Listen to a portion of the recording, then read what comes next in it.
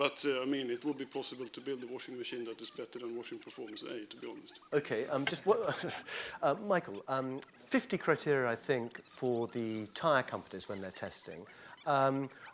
Do you think others should have been included? I mean, when you're looking at how complicated it is in terms of making tyres.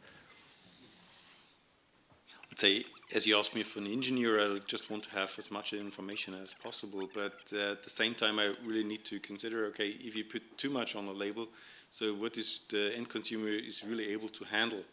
And because otherwise it gets rather difficult. Of course, tire is quite difficult. So in a tire development process, probably more than 50 different criteria are tested.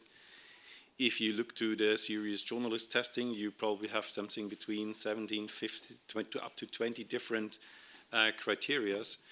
But I think the label should not make everybody as a tire specialist. So therefore, we have the dealers, we have some journalists. I speak for myself, but you know, I mean, tyres are high on my list of priorities. You know, it's one of those things you have to change every 2 years. It's boring. It's probably £1,000 if you've got a big car. You know. But you're thinking about family safety and other things as well. Would you agree with that, Lee? Yeah, I agree that it's not sexy. A tire is not sexy. It's black and round, but once you discover it, you see that it's extremely sexy. So, and that's our job to make that value proposition. I think why we value the EU tire labeling that much as Goodyear Dunlop is because for us it's really a starting point. It's an easy tool for consumers to compare on 2 key factors. Being wet grip and rolling resistance. And then it's our job to really show that there is a lot behind it. So it's a gateway into what that tyre has. Questions? I'm sorry, we haven't had any questions yet. Would anyone like to just, before we carry on and go back to Miraval, raise a few things that have been discussed so far? Yes, sorry, do. Yeah. Are we allowed to raise points from the panel? I think very interesting point came up on the discussion about domestic appliances. Because I think the whole point of, we're at an early stage with this tire labelling to sort of kick off consumer interest. I think what's going to be important is, and we'll be talking a bit later about how this process evolves, that the criteria are not static. I think that because this is an encouragement to improve tyre performance, and I mean tyre engineers and I've met quite a lot of them in my time, having been 30 years in the car industry before I came here. They're always keen to improve performance. But I mean, at some stage, with new compounds and new processes, we may well need to look at the grading system and say, well, maybe we need an A-star grade. Because actually, if everything is A, then consumers have no discrimination anymore. And so we have to be careful about this. I come back to the Euro NCAP car test system, which I think is an interesting parallel, where they keep reviewing the criteria to get a 5-star. So it will be important to do that. And I think we're going to discuss later about issues like winter tyres, for example, where consumers may want some very specific information. But you raised the important point, though, is, I mean, we don't actually measure dry road grip, because in a way that's a sort of given. But what's the platform for that? Yeah. I'm not sure if I'm right on that stat. I think it is 70%, isn't it, of accidents Europe-wide are in dry condition. Yes, well, I think you'd also have to look at the geography of car accidents. And there are some countries where wet road grip is rather less important than others. Yeah, of course. Okay. You've got a mic? Yeah. Could you just say who you are, where you're from, and who you want to... Sure. Can I hold it? Yeah. It's Stephen Stacey from the Hyundai Motor Company here in Brussels. Obviously, the panel is composed of label enthusiasts, but I just want to say that it seems to me that the most important label is actually the price tag. And I'm really astonished to hear that consumers, when asked, say that wet grip is the most important criterion. It seems to me that when consumers are given a questionnaire like that, there is a tendency to be dishonest. I mean, you give the answer that you think you should give. So are you saying that you get what you pay for? People understand that. Yeah, exactly. That's my point. And I would like to ask, what evidence do we really have that price is so unimportant in this process of taking a decision? Should we try Goran first, because who runs these is? Goran. So the price is, of course, if I understood your question right, the price is of course important, and we have to see that we are now since 2 or 3 years in a recession, so the pressure to sell tires is there, so the tire dealer have to deal with the new legislation and with this recession, so they are not in the best mood. But it helps. It helps to explain the product, which is very helpful for them, to explain, to talk about the product, to have some common criteria, to bring a discussion not only, to focus not only on the price, the discussion. I would say that it helps. If you do it, if you're good prepared, if you have salespeople in the store, they're well prepared, and they can demonstrate that it's worthwhile to invest in safety, and you invest to save money.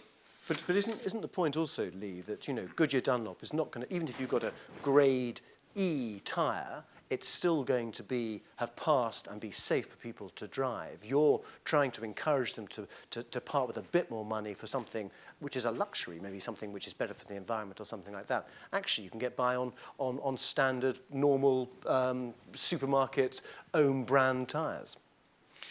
Well, I don't think that safety is a luxury, it's a must. So I would No, encourage everybody but the point this to, gentleman is making to is that, surely, that all these tyres have to be safe beyond a certain yardstick anyway. That's your point, isn't it? Yeah.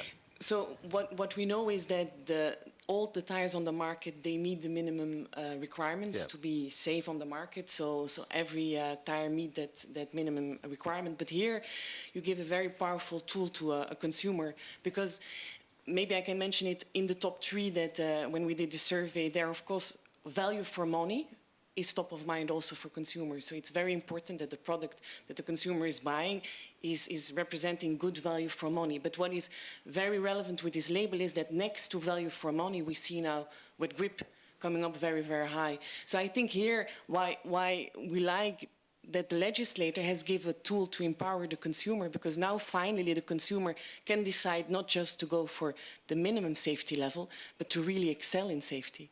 Okay, we're going to go back to Miraval just in a moment. Luca, you just wanted to add to that, then we'll come back and take some more questions if I may. Luca. Yep. The input is that it's important to inform on the different performance in the critical condition, because of course the wet braking can be in very important critical condition, and I think consumers should be aware when buying a tire.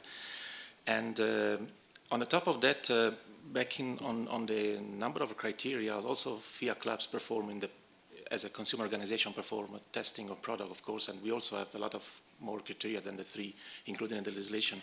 I think one important thing is to present the criteria in a consumer-friendly way. We use colors, we use stars, we use very easy, understandable means of communication to let consumers understand the difference of tires within the same labeling at the European, according to the European label. Okay, let's just one quick word, then we're going to see this. Maybe in our research we also saw that because you were referring, does the consumer understand the label? So first of all, maybe it's useful to say that from our research, 54% of the consumers asked, they are aware of the label, and of those 54%, 71% said it really impacts my decision. So I think after 1 year in labeling, if you see that 54% is knowing the label, and then out of that, 3 out of 4 consumers then really say it influences me, that's really good. And they also say that it's really, really easy to understand the label, that it's self-explanatory. Okay, I think another interesting question, which will come perhaps afterwards, is about the cost of this to the tyre manufacturers in terms of what the legislation means. But if I may, I'm just going to go back to Miraval. This is something which was filmed, I think, yesterday, showing aquaplaning. So this, again, isn't on the label, but this is looking at what vehicles and the tyres do when put in particularly hazardous conditions. Let's just see if we can run that now. Sebastian, we've just been hearing from the panel in Brussels about the limitations of the EU tyre label, which tests 3 criteria. You test lots of things here in Miraval. Could you give us an insight into the sort of tests you run? Top tire manufacturer, we are testing really more than the 3 criteria of the labeling. We are testing 50 criteria, when the press is testing 15 criteria. So I let imagine all this wide range of tire tests that we are accomplished in order to launch a tire in the market with the full confirmation that we have top performance, whatever the situation. So what I suggest is we will show you a curve aquaplaning test, which is out of the scope of the labeling, and this tire test is consisting to run with cars and to measure the lateral deviation of the cars, and we will see now. Okay, I think we've got the first car coming onto the track now. Can you talk us through what's going on? I'll give you more details. We have a circle of 200 meters, and the car is driving on that circle, arriving in a basin of water, 20 meters of length, 8 millimeters of water, in order to observe at 80 kilometers per hour the lateral deviation, which is thanks to the curve aquaplaning phenomena.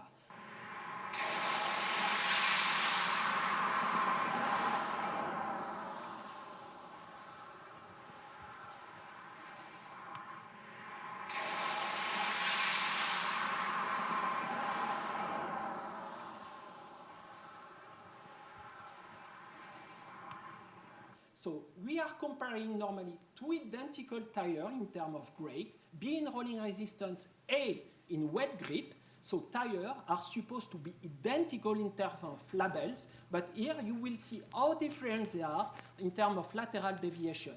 Less lateral deviation you have, better you are in curve aquaplaning. Brilliant, that was really interesting, and I'm sure the panel and viewers at home will find that interesting too. Back to Brussels. Okay, that was Lois just a couple of hours ago. Are there any questions arising from that before we move on? Madam, what did you want to say? Thank you. Sinarel from ETRMA. I'd like to come back to the point raised by Steve Stacey earlier on. I think he made a very good point. Why we have these two performances on the tire and not on the others is because, in fact, this is an energy label in the end. This was the starting point. But there is a performance trade-off as well. So the wet grip at this time is considered to have, in fact, a trade-off to rolling resistance. It's not probably the only performance, but it is the one that is the worst driving condition performance. It is considered to be the worst one. It may not be the only one. You're right. The dry handling is even more, it could be even more important. But I think it's not to have these two performances on the label, which is important, is because having the energy performance, we needed to make sure that the safety is not losing again. So the tires sold on the market must be all of the equal quality, but if you push the fuel efficiency higher, make sure that your wet grip performance, safety performance remains equally unchanged. Malcolm, do you want to go back on that one? Thank you. Well, no, I mean, I think First Lady's put her finger on it. I mean, certainly the issue about improving or reducing carbon footprints. In other words, you know, if you look at the basis for this, a lot of it was about sustainability. And it's also just worth reminding you that for new vehicles, tyre pressure monitoring devices also become mandatory because actually the correct inflation pressure is also absolutely crucial for rolling resistance as well. So the combination of the two things should help motorists in everyday driving to significantly reduce their fuel consumption, you know, insofar as the rolling resistance is concerned. I mean, there are the other factors as well. What about the manufacturing of these tyres, the shipping of these tyres over to Europe and everything else? Is that factored in as well? I mean, have you done that sort of analysis? Well, I mean, no, that's not really analysis for us to do, I would say. But I mean, the point is that the tyre labelling applies to all cars placed, the term is placed on the market. This is the crucial issue. So therefore, tyres that are imported have to comply with the same requirements and should be tested to the same requirements. But you do take my point, though, in terms of the manufacturing of them and the transportation of them here, that could actually be... You're talking about the carbon footprint now. Well, I mean, that is a very separate issue. I would say that all the carbon footprint work that's been done suggests that it's actually the use of the tyre, let's say over 30,000 kilometres for a good tyre, that is the crucial issue about its carbon footprint, not the relatively small cost of shipping it in a container. Right, okay. Any other questions from here before we move on to other things? Sir.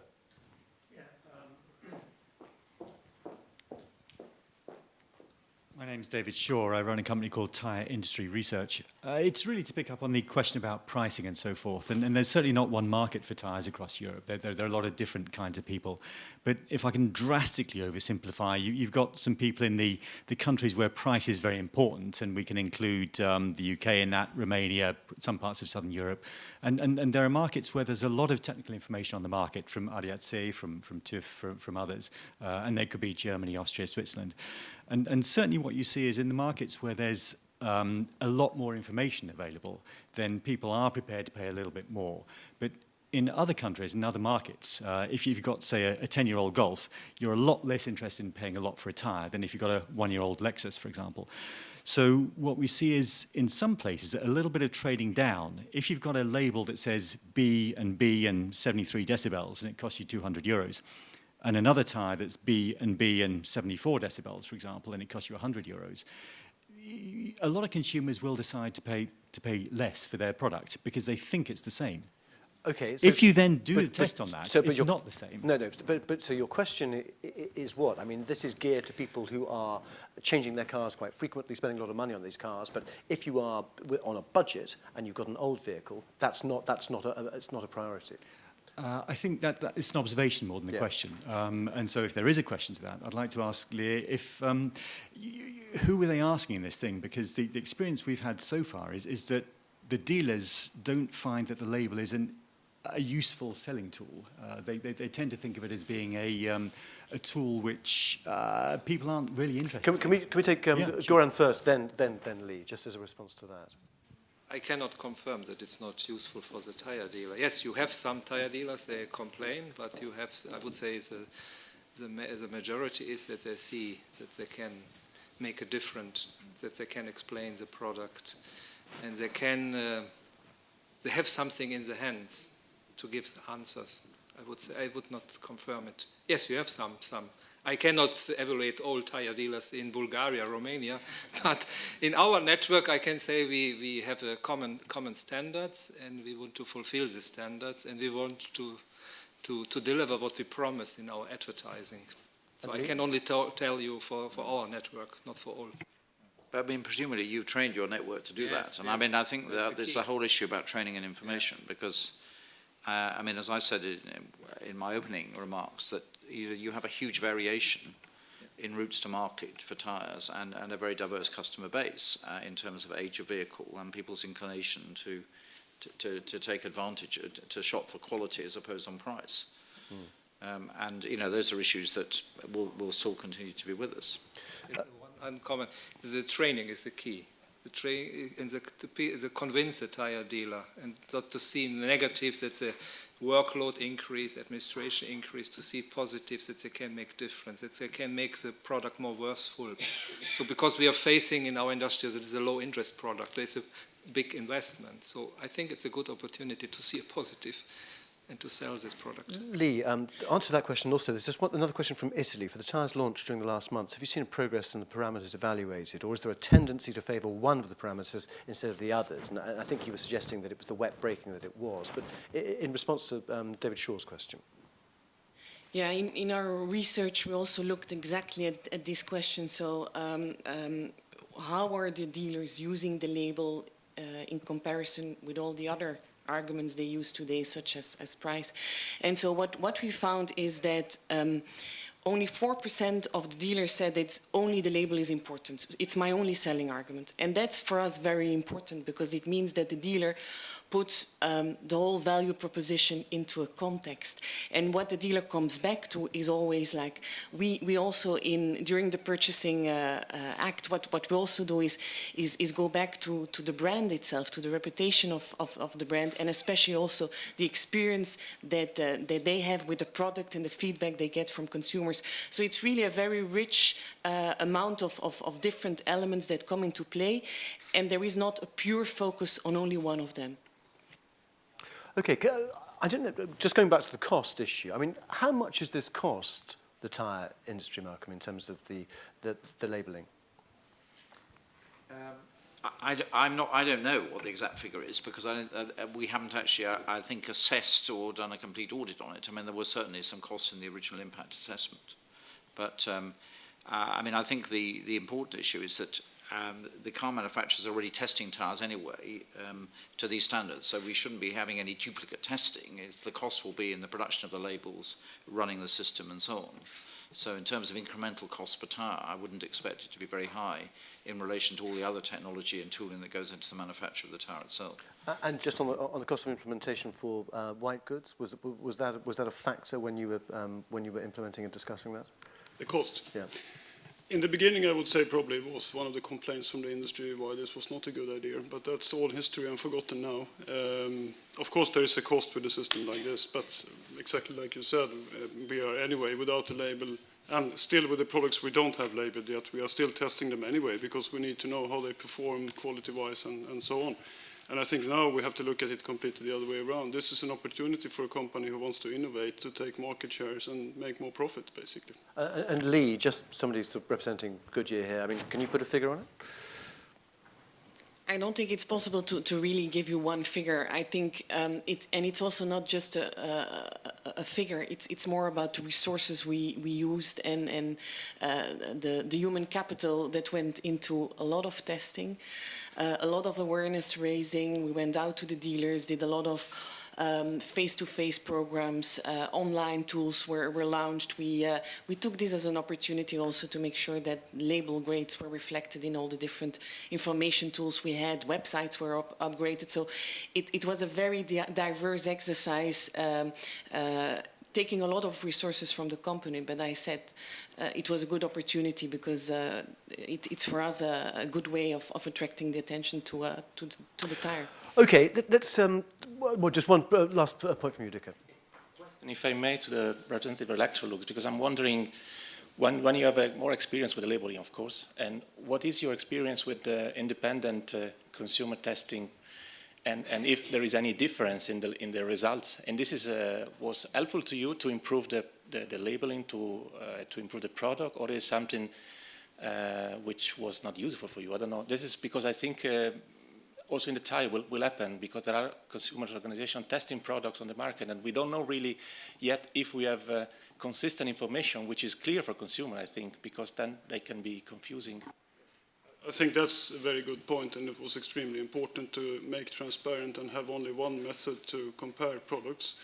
However, some consumer testing institutes still make, what should I say, simplified tests or their own tests, which are not completely compatible. Okay, that's, of course, they can test whatever they want, but the label in the end is there, and it's being used, and it is uniform criteria and test procedures. It has its problems. I don't know if you want to go into them now or later, but of course it is. It's a complicated system. It's complex. You have to do some work. You need calibrated instruments and labs. And I think there is one of the issues, that when we have the compliance controlled by the authorities, we need more of that. Because the more competitive this gets, the more, what should I say? Well, that does neatly follow on to this whole issue of self-policing and regulation. And if I can just bring Michael in on this, I mean, is that the best way forward? We're hearing from Malcolm that it relies on individual nation states to actually sort of implement and make this work. But do you think self-certifications, self-policing is the way forward, or do you need a squad? Do you need people to sort of, come in and check and make sure that people are adhering to the system and not allowing cowboys to come in, create something, mislabel it, and make a fast buck? So let's say from the technical perspective, we need to admit that, let's say, tire testing, as we saw, it's much more difficult as we probably see it on the screen. So you need a lot of know-how. That brings me exactly back to your question.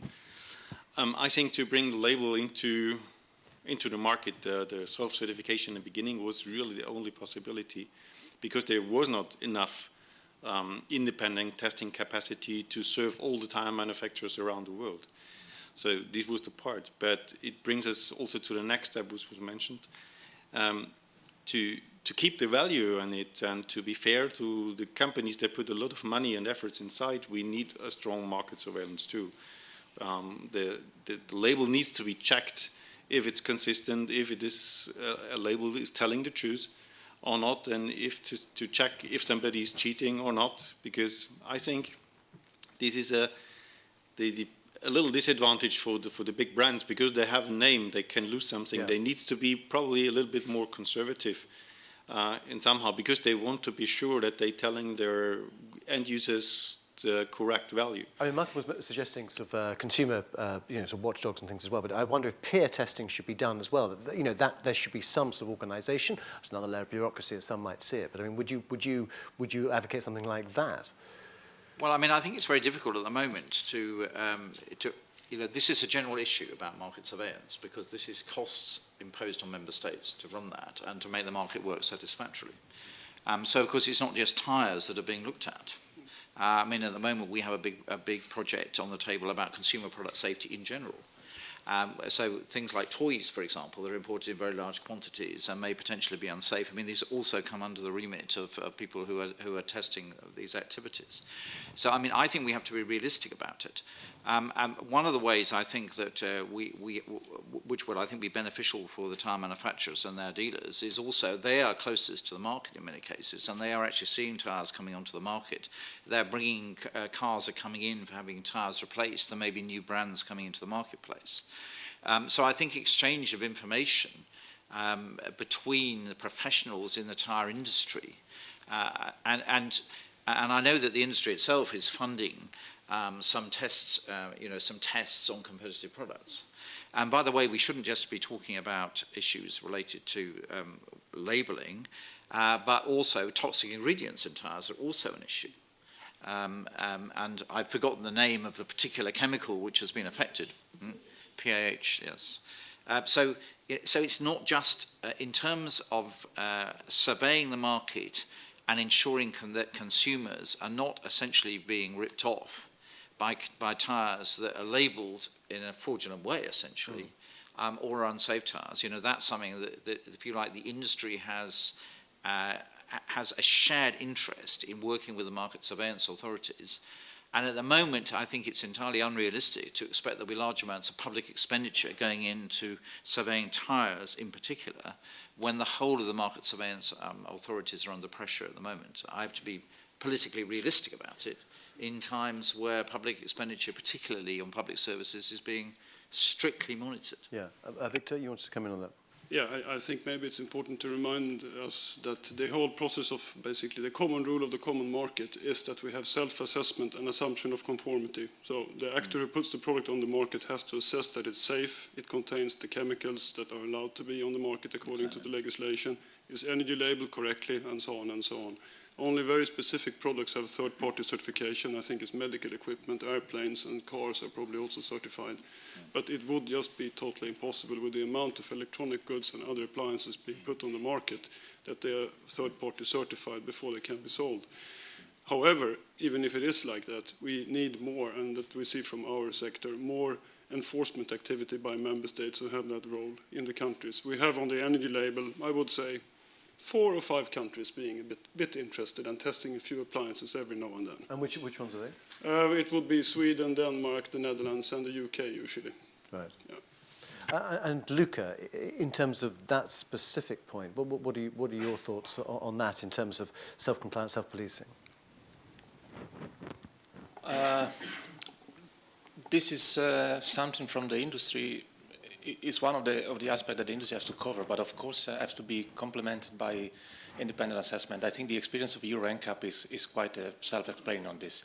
In the way they have pushing the industry in improving their products, in creating a market for safety, and this can be replicated in other part of the automotive sector, in our view. But the key is increasing, I think, education in all the chains, on the dealer side, on the consumer side, on the government side. But we believe there is a role for every stakeholder, for each stakeholder to play, and in maintaining and improving the labeling. Lee? Yeah, I think that as Goodyear Dunlop, but also as an industry in general, we always called for a good market surveillance. PH was one of the first examples where we pointed out that market surveillance is necessary, and for the labeling that is similar, we saw that member states started to set up market surveillance systems. We're very happy to see that they talk to each other at the EU level to exchange information. I think that's very beneficial. And I think that was also learning from the white goods industry, that they saw like, let's not just keep it for ourselves, but really exchange what we see in the market and what was going on. And I think I see already some very good examples in certain countries, like in the Netherlands, where you see that the authorities are just going to see dealers and are checking if the sticker is just on the tire. And that's something very low budget, but it sends a signal. It sends the signal to everybody that a government finds is important and is making sure that they look in the market to see if it's respected. Is that your experience, Gil? Yes, it is, because I think for the tire dealer it was very important that they are well prepared, that they educated the people, and they rely a little bit on the tire industry, that the tires are with the right grading in the shelves, and they rely on it. Victor?